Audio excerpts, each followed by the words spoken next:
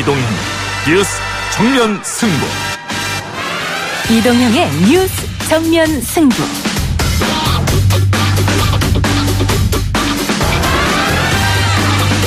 청취자 여러분 안녕하십니까. 이동형입니다. 이동형의 뉴스 정면 승부. 먼저 오늘 준비한 내용부터 알려드립니다.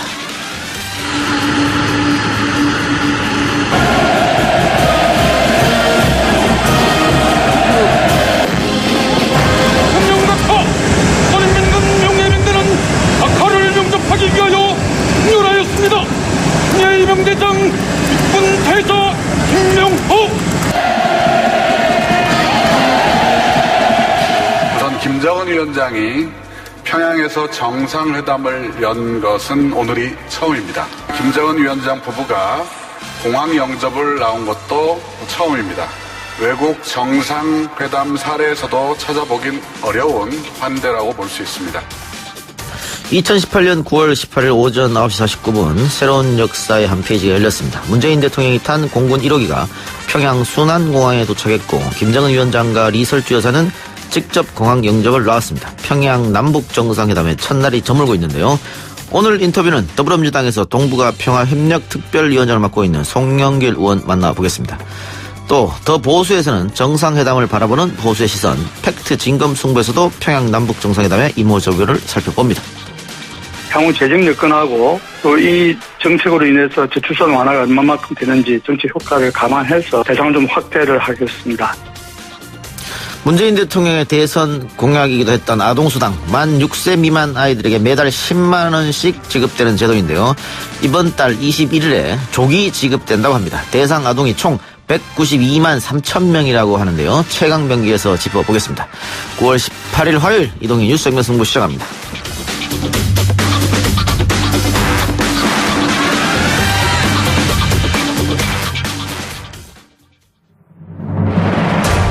이 작가는 독하다. 이 작가는 거칠다. 이 작가는 솔직하다. 이 작가는 눈치가 없다. 그는 할 말은 한다. 할 말은 한다. 정치 오타쿠 이 작가의 독설.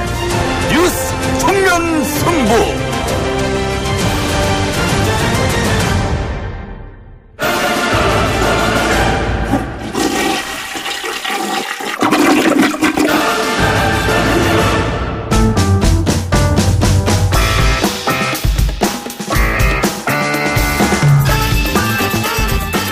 이동의 뉴스 정면 승부 최강병기 코너 시작하겠습니다. 김남국 변호사, 경향신문 임지선 기자 나왔습니다. 어서 오세요. 안녕하세요. 네, 안녕하세요. 네, 지금 팟빵 앱으로 마포구 마포대로님 오늘 오후 대전 동물원에서 퓨마 한 마리가 탈출을 했다고 하네요. 외출 자제, 퇴근길 조심하라고. 조심해야겠습니다. 푸마가 대전 지역에 긴급 재난 문자가 왔다고 하던데요. 왔습니까? 예. 그래요. 아무 일 없길 바라고요. 자, 오늘 남북 정상회담 1일차 아침부터 특보로 계속해서 나오고 있는데 두 분은 생중계 지켜봤습니까? 저는 간간히 영상만 봤는데요.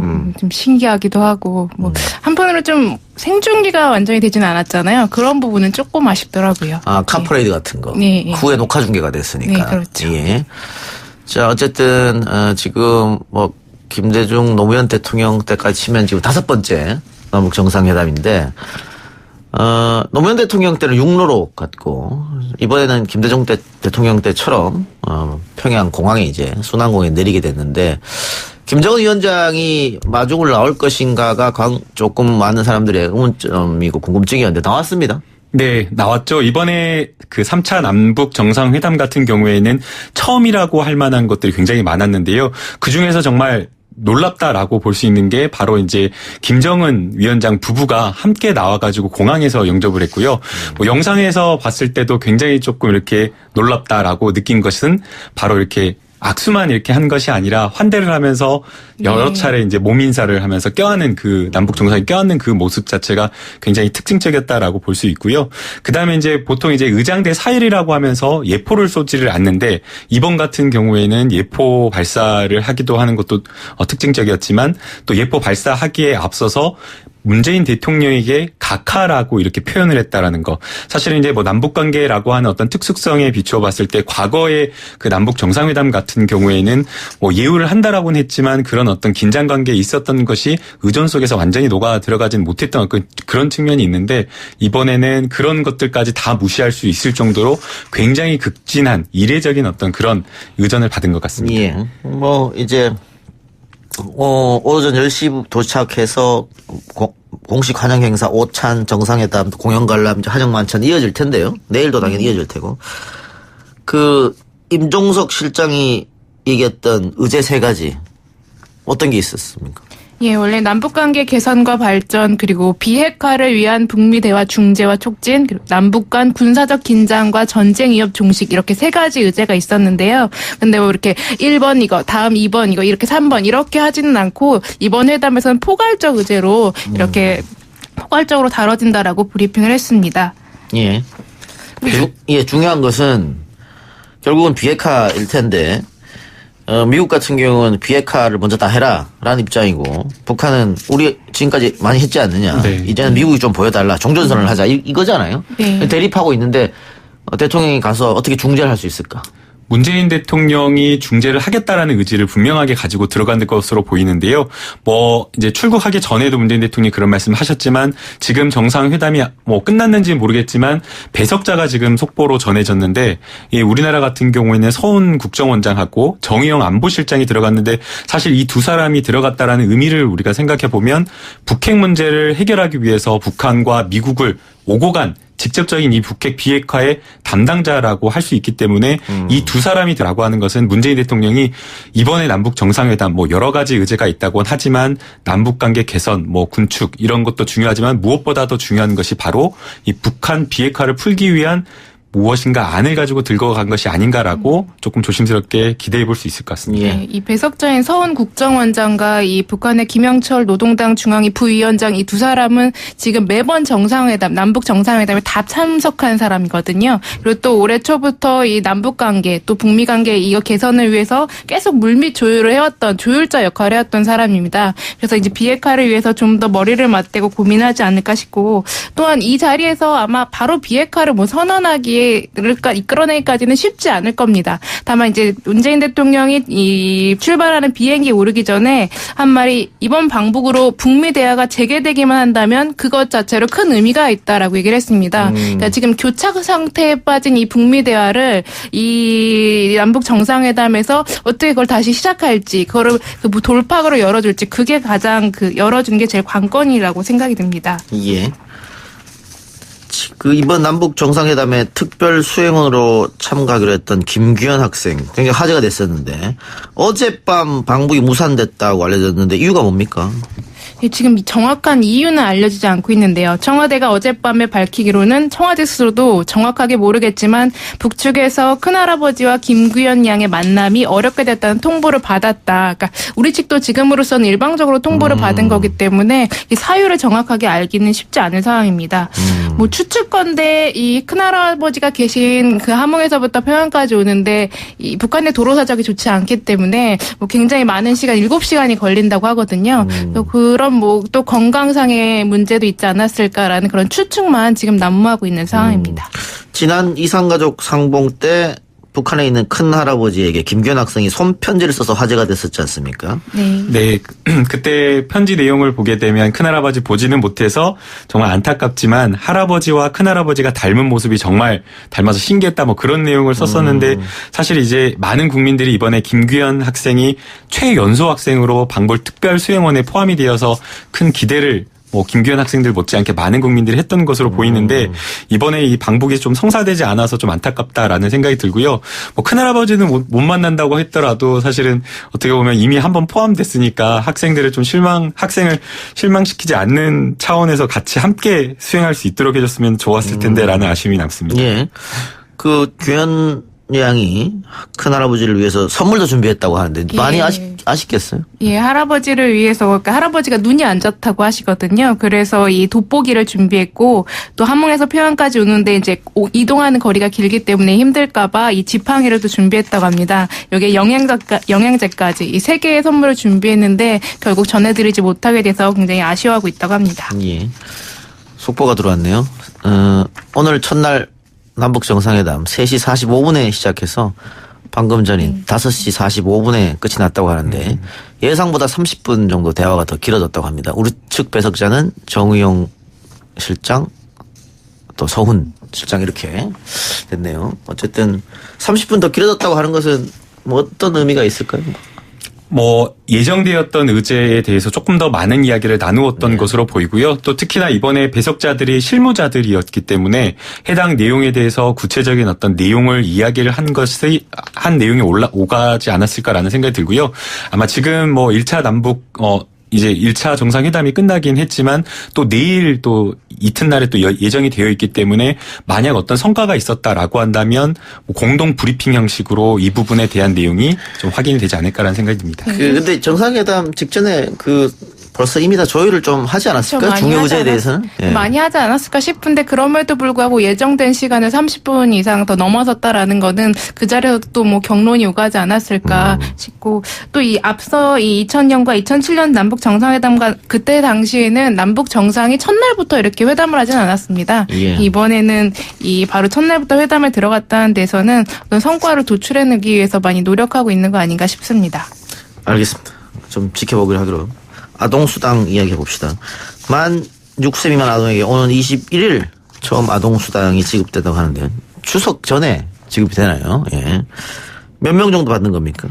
예, 오는 21일부터 아동수당 신청자의 192만 명이 처음으로 아동수당을 받게 됩니다. 아직 신청을 했으나 결과가 나오지 않은 사람도 있고요. 그런 사람들은 10월분과 9월분을 모두 수급해서 10월 달에 한꺼번에 받게 됩니다. 지난 6월부터 신청을 받아서요. 총 230만 5천 명이 신청을 했고 그중에 230만 5천 명이 신청을 해서 지금 192만 명이 처음으로 받게 되는 겁니다. 그러니까 이게 신청한 사람이 다 받을 수 없던 것은 처음에 도입할 때 야당이 반대했었잖아요. 네. 그러니까 소득 상위 10%는 주면 안 된다. 그걸 빼버렸죠. 네. 이번에도 역시 아동 이 수당을 도입하면서 선별적 복지와 보편적 복지에 대한 또 논란이 굉장히 많았었는데요. 이제 고소득자가 이렇게 뭐 받아가는 것은 문제다라고 하면서 이 상위 10%, 이 9만 가구 정도 해당이 되는데 이 9만 가구에 대해서는 아동 수당이 지급이 되지 않았습니다. 이 부분에 있어서 이용호 의원이 반성문을 제출하면서 사실은 내가 반대를 했었는데 이 부분에 대해서 잘못 생각했다라고 하면서 본인이 구체적으로 왜 이것이 잘못되었는지 그러니까 모든 그 아동 가족에게 수당이 돌아가야 된다라고 이렇게 이야기를 하고 있는데요. 아마 국회에서 잘못 추산을 했던 것이 좀 행정비용을 계산을 못했던 것 같습니다. 이 노령연금 같은 경우에는 가구의 어떤 소득이라든가 노인분들의 직업 변동 이런 것들이 크지 않기 때문에 사실상 뭐 행정비용이 많이 들어가지가 않아서 하위 70% 소득의 노인분들에게 노령연금이 들어가서 기초연금 갔었는데 아동연금 같은 경우에는 사실상 재산이라든가 또 뭐 육아휴직을 하는 경우 그런 경우도 많았기 때문에 소득 변동이 많아서 이 조사만 하는 데만 올해 1,600억이 든다라고 하고 있고 매년 1,000억 원 가량의 행정비용이 들어간다라고 해서 이 비용이 엄청 크다라는 걸 생각해 보면 사실상 조금 바꿔서라도 다 모든 아동에게 아동수당 지급하는 게 맞지 않나 생각이 듭니다. 그러니까 반대를 위한 반대였다 당시 야당이. 왜냐하면 방금 김남국께서 말한 것처럼 배보다 배꼽이 더 커버렸잖아요. 네. 그 10% 안 주려고 하다가 행정비용이 돈이 더 많이 들어가는 거 같고 그거는 또 매년 또 조사를 해야 되니까. 매년 1,000억씩 들어가는 거죠. 그런 일이 생겨버렸고 또 아니 그 상위 소득 10% 되는 분들은 결국은 세금을 국가에 많이 내고 있는데 그럼 당신들 돈 많이 버니까 세금은 많이 내라고 혜택을 하나도 주지 않는 거냐. 이런 논란이 당시에도 있었습니다만 어쨌든 야당의 반대로 이게 통과가 안 됐잖아요. 그래서 네. 이제 상위 10%는 뭐 못 받는다 이렇게 된 것 같은데 이게 아까 얘기한 대로 야당이 반성하는 사람도 있고 하니까 또 바뀔 수도 있겠죠? 김성태 원내대표가 논란이 많이 있지만 어쨌든 출산 주도 성장이라는 걸 내놓으면서 그 아동수당도 결국에 같은 맥락으로 이해될 수 있는 개념이거든요. 그런 면에서는 좀 예전보다는 좀 더 이 논의할 개선의 여지가 있긴 한데 여전히 자유한국당 일부에서는 금수저에게 줄 수 없다라는 뭐 반론을 제기하는 분들도 있기 때문에 향후 국회 논의 과정에서 또 한 번 또 경론이 벌어질 것으로 보입니다. 예, 국회에서 저장적으로 논의해달라고 대통령도 주문을 한 문제니까 조금 더 그 문제는 지켜보기로 하고요. 자, 그런데 아동수당을 받지 못할 거라고 생각해서 아예 신청하지 않은 분들도 있는데 역시 강남구가 신청률이 제일 낮다고요? 네, 이게 빈익빈 부익부 이 현상이 그대로 드러나고 있다라고 나오고 있는데요. 이게 지자체에서 지급하도록 되어 있기 때문에 신청률이 확실하게 나오고 있습니다. 그런데 이 신청률을 보게 되면 이 정말 부자, 그러니까 지자체의 어떤 그 예산이나 이런 것들이 충분한 지자체 같은 경우에는 오히려 이 아동수당을 신청하지 않는 그런 측면이 있고요. 그 다음에 또 경제적으로 이제 지자체 예산이나 이런 데가 빠듯한 그런 구 같은 경우에는 오히려 아동수당을 신청하는 데가 거의 90% 가까이 되는데요. 강남이 73.4%로 신청률이 가장 낮다라고 하고 있고 전북 장수군, 완주군, 곡성군, 삼척군, 달성군 이 순서로 가장 아동수당을 많이 신청했다라고 합니다. 이게 뭐 본인의 어떤 재산에 대해서 신청을 하게 되면 안 될 거다라고 생각하고 신청을 안 하신 분도 있지만 또 어떻게 보면 또 반대로 본인의 어떤 재산 현황이나 이런 것들이 드러나게 되는 걸 꺼려해서 또 신청하지 않는 사람도 있다라고 하고 있기 때문에 재산보다는 소득 현황이 나오기 때문에 이런 부분에 있어서 조금 조정이 필요하지 않나라는 생각입니다. 이거 있잖아요. 나는 당연히 포함 안 되겠지 하고 지레 포기한 분들. 그게 저예요, 사실은. 우리 여기 기자분들하고 변호사님이 나왔고 당신은 무조건 못 받으니까 하지 마라 그래서 계속 안 하고 있다가 혹시나 해서 했거든요. 네. 근데 주더라고요. 그래 아직 만일 신청 안 한 분은 어떻게 됩니까? 언제든 신청하면 수급 적용할 수 있습니다. 예. 인터넷으로 신청하실 수 있기 때문에 이게 언제든 앱으로 쉽게 복지로 앱을 다운받으면요 바로 됩니다. 예. 그래서 아직 신청하지 않으신 분은 신청하시길 바라고요. 그리고 이 아동수당 지급이 결국은 출산 장려를 위한 정책 중에 하나인데 재정도 이제 거기 포함되어 있죠. 근데 과연 이 아동수당이 출산율 제고에 효과가 있느냐?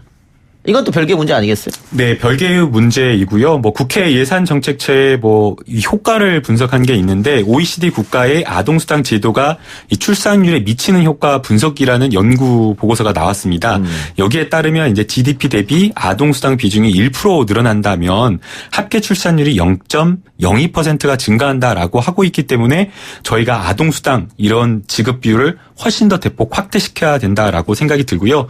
또 그다음에 이제 그 출산율과 상관없이 이 아동수당이라고 하는 것은 일정 연령 이하의 아동의 복지를 위해서 그러니까 아동이 건강하게 성장할 수 있도록 그 건강한 성장 환경을 위해서 주는 것이기 때문에 꼭 출산율 제고와 상관없이 아이들의 어떤 건강한 환경 조성과 아이들의 기본적 권리와 복지를 증진하는 그 목적에 좀 초점을 맞춰서 이 출산율과 상관없이 대폭 좀 확대할 수 있는 방향으로 나아갔으면 좋겠습니다. 그 아동수당이란 게 원래 시작된 게 19세기 후반에 유럽에서 시작됐는데 그때 시작됐을 때는 빈곤 가정에 다자녀 가구가 있을 때 그걸 지원하게 한 목적으로 시작이 됐어요. 근데 그러다가 점차적으로 이게 아동의 보편적 권리, 아동을 사회가 키워야 된다라는 그 권리의 개념으로 인식이 된 거거든요. 실제로 OECD 36개국에 보면 이 고소득자라고 기준을 아예 탈락시켜서 배제하는 경우는 이탈리아랑 우리랑 호주, 네덜란드 이 정도밖에 되지 않습니다. 물론 미국과 터키는 아예 아동수당을 지급하지 않기 때문에 뭐 예외로 두지만 그래서 뭐 지원을 하더라도 모두 다 지원하지만 금액에 차등을 두는 나라도 있습니다. 일본이나 프랑스, 덴마크 같은 경우는 차등을 두고요. 오히려 프랑스 같은 경우는 둘째 아이에 대한 아동수당은 추가로 돈을 더 지급합니다. 그런 개념으로 보편적 권리의 개념으로 인식한다면 우리가 이걸 고소득자라고 해서 배제하는 거는 행정적 비용이나 권리적으로나 맞지 않는 것 같습니다. 자유한국당 김성태 원내대표가 출산주도 성장 이야기했잖아요. 네. 그래서 뭐 태어날 때 2천만 원 주고 월 얼마씩 해서 1억을 주자. 그런데 이 아동수당을 반대한다면 이게 좀 앞뒤가 안 맞는 말이죠. 이야기잖아요. 네. 다음 국회에서 한번 저장적으로 논의해서 모든 아이들이 다 받을 수 있도록 좀 하길 바랍니다. 알겠습니다. 오늘 두 말씀 여기까지 듣겠습니다. 감사합니다. 감사합니다. 1부 순서 마치고요. 2부로 돌아오겠습니다. 2부에는 송영길 의원 인터뷰가 예정되어 있습니다.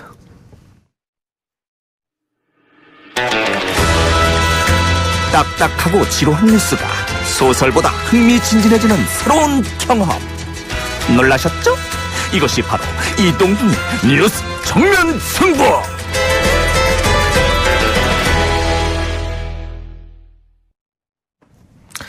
11년 만에 평양에서 열린 남북정상회담, 문재인 대통령의 순환공항 도착부터 1차 정상회담까지 파격의 연속이었다, 이렇게 볼 수도 있는데요. 그렇지만 문제는 내용입니다. 문재인 대통령이 북미 대화 재개를 이번 정상회담의 의미로 설명했듯이 비핵화 중재자로서 임무가 무겁게 느껴질 텐데요. 더불어민주당 동북아평화협력 특별위원장 맡고 있는 송영길 의원과 함께 더 많은 이야기 나눠보겠습니다. 의원님. 네, 안녕하십니까? 예. 자, 앞서도 제가 잠깐 파격적이었다라고 얘기했는데, 우리 측, 대통령을 비롯한 많은 수행단들, 이런 분들을 맞이하는 진정성이라고 할까요? 그런 게 좀 느껴진 것 같습니다. 어떻습니까?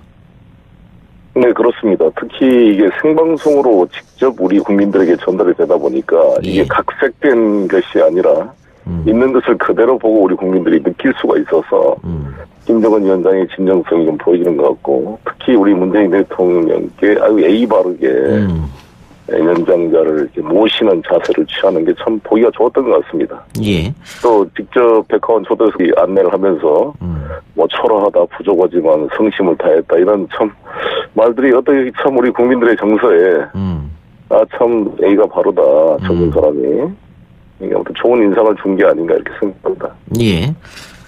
김정은 위원장이 직접 또 순환공항까지 나왔고요. 네. 그리고 카퍼레이드까지 했는데, 네. 평양 시내 카퍼레이드는 나중에 녹화로 나왔습니다만, 네. 생각했던 것보다는 좀 잘 정돈된 모습이었고, 네. 의원님도 올해 북한에 한번 다녀오셨잖아요. 네. 작년하고 올해 북한에 다녀왔던 사람들 얘기 들어보면 과거하고 분위기가 많이 바뀌었다, 시민들의 표정이 많이 바뀌었다, 이런 얘기를 많이 하더라고요. 혹시 의원님도 그런 거 느꼈습니까? 네, 그렇습니다. 어제 표정이 밝아졌고요. 그리고 실제로 자연스러워졌고 또 세련돼졌고, 여러 가지 옷차림도 공항에 나와 있는 그 시민들을 보더라도 그때 김대중 대통령 가실 노무현 대통령 가셨을 때보다는 훨씬 더 부드럽고 자연스러운 몸짓, 물론 동원은 됐겠지만 그래도 막 군대식으로 막 의무적으로 하는 느낌이 아니라 뭔가 자연스럽게 자신들의 감정과 환영의 의사를 표시하는 그런 느낌이었다고 생각합니다. 예. 그리고 대통령도 북미 대화 재개를 이야기했고, 오늘 송영길 의원 트위터 보니까 평양 방문 너무 좋다 그러면서 남북 정상회담 성공을 기원한다, 2차 북미 정상회담으로 이어지길 기원한다, 이렇게 쓰셨거든요. 네, 그렇습니다. 예. 이번 정상회담의 가장 큰 이제 손에 잡히는 성과를 낼 수 있는 것은 북미 정상회담 뭘 다시 이제 합의로 이끌어낸 거 아니겠습니까? 그리고 거기서 이제 합의할 내용들을 이 트럼프와 김정은 위원장의 어떤 스포트라이트를 받을 수 있도록 또 오늘 문재인 대통령께서 아마 배려를 하실 겁니다. 그런데 결국은 어떤 미국에서 바라는 걸 가지고 또 트럼프하고 전화 통화를 하든 만나든 해야 될 거 아니겠습니까? 네. 근데 북한 입장으로서는 김정은 위원장이 직접 그런 비슷한 뉘앙스의 말도 했습니다만 억울할 수도 있을 것 같아요. 자신들의 진정성을 몰라주는 거에 대해서. 네. 그래서 말씀하세요. 그래서 제가 이번에 블라디보스톡을 가서 저희가 북한 철도상을 만나서 했던 이야기가, 정의용 특사를 만났을 때 김정은 위원장이 국제사회가 자신들의 진정성을 몰라준다, 뭔가 서운함을 표시했는데, 그렇다면 직접 유엔 총회 가서 한번 연설을 해라. 카스트로가 사실 미국과의 관계가 나빴지만 유엔 총회 가서 이 쿠바의 입장을 생생한 연설함으로써 많은 3세계 지도자들의 박수를 받은 바가 있었거든요. 그 예를 아니라도 김정은 위원장이 직접 유엔 총회에 가서 국제사회에 자신들의 진정성을 한번 이렇게 밝힌다면 북한의 이미지 제고라든지 신뢰 회복에 큰 기여를 하게 될 것이고, 특히 이제 트럼프가 11월에 지금 중간선거를 하는데 트럼프 대통령이 바빠져서 시간을 내기가 어렵거든요. 그래서 저는 9월 말이나 10월 초에 2차 북미 정상회담을 하지 않으면 시간이 더 늦춰지고, 만약에 11월 중간선거에 공화당이 패배하게 된다면 트럼프 탄핵 논란으로 접어들면서 실제로 북미 정상회담을 할 계기를 찾기가 쉽지 않을 수가 있게 됩니다. 예. 그래서 11월 중간선거에 트럼프에게 실질적으로 도움도 주고 또 의미 있는 성과를 내려면 9월 말 10월 초 해야 되는데 그러려면 시진핑 주석이 이 중국 특별 비행기를 내주고 그래서 논스톱으로 뉴욕으로 가서 저는 우리 남북미 3자가 회동해서 종전선언도 하고 비핵화 조치의 가시적인 핵시설 신고 등을 하는 게 좋지 않을까 이게 저의 생각이기도 합니다. 가장 좋은 시나리오네요. 네. 예. 또 다른 거 하나 여쭙게요. 네. 의원님도 그 북방경제협력위원회 위원장까지 지냈는데 네. 이번 방북길에 4대 그룹 총수가 동행했고요. 또 네. 국토부 장관, 해수부 장관, 코레일 사장도 함께 왔습니다. 네. 결국 이것은 남북 경협에 대한 큰 그림일 것 같은데 네. 뭐 당장은 할 수 있는 게 없지 않습니까? 지금 제재 때문에. 그렇습니다. 이 어떤 네. 방식으로 이야기를 좀 해나가야 좋을까요?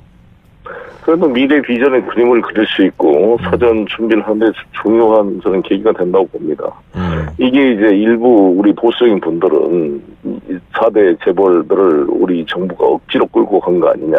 뭐 강용석은 누가 뭐 옆집 깡패가 뭐 이런 식으로 아주 천박한 그런 평가를 했던데 예.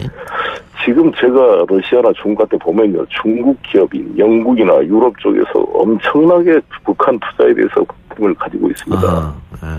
실제로 미국 투자 전문가들도 지금 블루오션으로 북한을 보고 있는 거 아니겠어요? 예. 그래서 지금 북한의 시장과 여러 가지 인프라, 수요, 광물, 자원에 대한 투자, 관광 이런 거에 대해서 모두가 지금 세계적 기업들이 관심을 갖고 있는데 정작 우리 같은 민족인 우리가 관심을 갖는 것은 너무나 당연한 일이고 각 우리나라 재벌 기업들도 지금 투자처를 찾지 못하고 지금 부동산만 돌고 있는 거 아니겠어요? 예. 1100조의 부동자금이 돌고 있는데 남북관계가 뚫리면 얼마나 많은 투자처가 생기겠습니까? 그런 면에서 저는 직접 기업 총수들이 가는 것은 큰 의미가 있다 이렇게 생각합니다. 그러니까 지금 전 세계 유일하게 매년 두 자릿수 성장을 할 수 있는 국가는 북한밖에 없다 이런 얘기도 있지 않습니까? 그렇습니다. 예, 지금 그래서. 왜 그러냐면 북한이 개성공단 노동자 월급이 74달러, 잔업처리해도 100달러, 110달러인데 110달러짜리 이 월급을 받는 노동자가 전 세계에 없거든요. 예. 어디가 있습니까? 우리 그러니까. 외국인 노동자들 지금 2,000달러, 3,000달러 받죠. 우리 돈으로 하면 한 달에 10만 원 정도 되는 돈이니까. 그렇죠. 월 10만 원 받는 노동자가 라오스 산골에 가도 없다고 제가 항상 하는 얘기인데. 예. 그러니까 의원님 말처럼 그 우리 재벌들도 그 북한이 블루오션의 땅이 될 수도 있겠다 이런 말씀이죠. 예. 신한용 이번에 그 개성공단 기업협의회장이 가셨거든요, 같이. 예. 저하고도 아주 친한 분인데 우리 인천 분이고. 그 개성공단 기업인들은 정말 학수고대하고 우리나라 기업이 살 길이거든요, 어떻게 보면. 일자리 창출도 그렇고. 그래서 지금 이 북의 문제는 철저히 보수적 관점에서 우리 경제의 새로운 성장 동력입니다, 사실. 예. 이걸 방치하면 중국이 가져간다. 이렇게 생각해야 됩니다. 근데 지금 보수 야당에서는 대통령이 이번에 간 김에 확실하게 뭔 약속을 받아와라 비핵화 관련해서 핵 검증 같은 이런 주장을 하고 있거든요. 네. 여기서는 어떻게 생각하십니까? 그거는 이제 미국과의 어차피 상호적인 것이니까 지금 대통령께서 이런 말씀했잖아요. 북의 비핵화와 미국의 어떤 북에 대한 체제 보장과 적대 정책 중단 이 양자 사이에 어떤 접점을 찾기 위해 최선을 노력하겠다 말씀하셨는데 그게 정확한 대통령님의 고민이고 우리의 입장이죠. 그 양자의 접점을 어떻게 찾아낼 것인가 이게 큰 과제라고 생각합니다. 예. 어쨌든 문재인 정권 들어서 이제 세 번째 정상회담입니다. 그러니까 1차, 2차보다는 조금 더 명확하고 간결하고 국민들이 원하는 그 어떤 합의안이 도출되는 걸 기대하고 있을 텐데. 네. 어떻게 보십니까? 가능하다고 보십니까? 저는 그렇게 될 거라고 봅니다. 예. 오늘 그 김정은 위원장께서 그 백화원에 와서 온 결의의 기대를 이야기하면서 좀 더 빨리 좀 더 뭐 진전시키자 이런 표현을 썼는데 좀 긍정적인 메시지 아닌가 생각하고 저는 이번에 북이 전략적 판단을 했다고 보거든요. 예. 이게 전술적으로 뭐 쇼하는 게 아니라 왜냐하면 그거를 자기 신의 근데 노동신문을 통해서 자신들의 매스미디어로 비핵화를 완전히 공식화시켰어요. 자기 인민들에게 다 홍보를 하고 돌이킬 수 없도록. 예. 이미 핵폐기장도 핵실험장도 폐기를 시켰고 그래서 미래의 핵을 사실상 포기한 거다라고 이야기했잖아요. 근데 문제는 현재의 핵, 이미 만들어진 핵을 어떻게 할 거냐. 그래서 지금 존 볼턴이나 마이크 폼페오는 핵의 종류, 숫자, 위치 이걸 전부 밝혀라 이렇게 얘기를 하는데 제가 푸틴 대통령을 만났을 때 푸틴 대통령이 김정일 위원장과 만난 이야기를 저한테 해주더라고요. 근데 김정일이 뭐라 그랬습니까? 김정일이 후세인과 가다피 이야기를 하면서 IAEA 사찰 다 받아들이고 다 핵을 포기했는데 결국 죽었다. 침략해서. 후세인 같은 경우는 미국이 침략하기 직전에 자기 대통령국 지하실까지 다 공개해서 국제 IAEA 사찰단에게 다 보여줬습니다. 그때 엘바라데이 보고서를 제가 읽어봤는데 IAEA 사무총장 정말 성의 있게 전무하고 스커드 미사일도 스스로 해체시켰거든요. 그런데 어떻게 했습니까? 2003년 3월 20일 모든 지점을 타켓해가지고 크루즈 미사일 쏘고 다 해서 그냥 이라크를 박살내버렸잖아요. 예. 그러면 북이 지금도 그렇잖아요. 마이크 폼페오가 농담으로 김정은 암살 작전이 지금도 진행되고 있다 이렇게 이야기를 했고 최근에 피어라는 그 책 보면 실제 그러한 작전이 구상됐음이 나와 있습니다. 그러면 핵 무기의 위치 시설들을 다 밝힌다는 것은 어떻게 돼요? 미국의 모든 크루즈 미사일이나 비원 폭격기한테 타격 지점을 정확히 알려주는 것이 되기 때문에 만약에 예. 미국이 공격한다 그러면 동시에 모든 핵시설을 그냥 몇 분 안에 전부 폭격으로 깨버릴 수 있다는 건데 그때 오바마가 공격을 스톱했던 게 한 80%는 파괴할 수 있는데 20%는 못 찾겠다. 그래서 군사 옵션이 중단됐다는 거 아닙니까? 예. 만약 그걸 역으로 생각하면 모든 걸 다 밝혀서 위치를 알려주면 군사적으로 공격은 그냥 끝나는 거 아니겠어요? 예. 그러면 북 입장에서는 그런 것을 다 포기할 만큼 그에 상응하는 확실한 자신들에 대한 체제 보장을 해달라는 거고 그 종전선언조차도 안 해주면서 이거를 다 해라 그냐라고 볼멘 소리를 그들 입장에서는 할 수 예, 있는 알겠습니다. 거거든요. 예, 결국은 이것도 뭐 미국과 북한의 오랜 세월 동안 적대관계 있으면서 불신이 쌓여가서 또 그렇게 생각할 수도 있겠죠. 그렇습니다. 예. 네. 알겠습니다. 의원님 지금 시간이 없어가지고요. 못다한 이야기는 스튜디오에서 한번 하시죠. 네. 예, 알겠습니다. 네, 오늘 말씀 감사합니다. 네. 예. 지금까지 더불어민주당 송영길 의원이었습니다. 7시 정각에 돌아오겠습니다.